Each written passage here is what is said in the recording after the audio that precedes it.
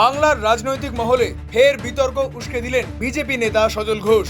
তৃণমূল কংগ্রেসকে নিশানা করে কটাক্ষের সুরে তিনি দাবি করেছেন, এই দল অনেক আগেই রাজনৈতিকভাবে অস্তিত্ব হারানোর কথা ছিল।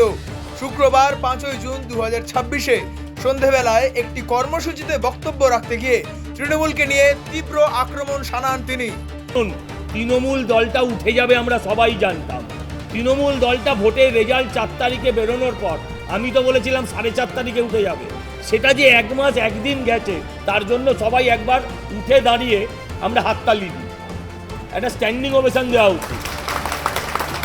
যেমন বলেছিল না ভাইপোকে স্ট্যান্ডিং ওভেশন, যে দলটা যে 1 মাস 1 দিন গেছে রেজাল্ট বেরোনোর পরে, এটাই অনেক। তার এই মন্তব্য ঘিরে রাজনৈতিক মহলে নতুন করে শুরু হয়েছে জোর চর্চা।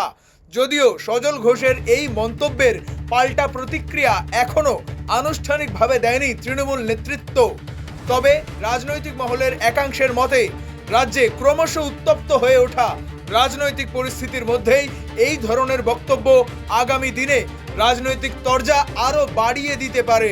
তৃণমূলকে নিয়ে সজল ঘোষের এই কটাক্ষপূর্ণ মন্তব্য এখন রাজনৈতিক বিতর্কের কেন্দ্রে।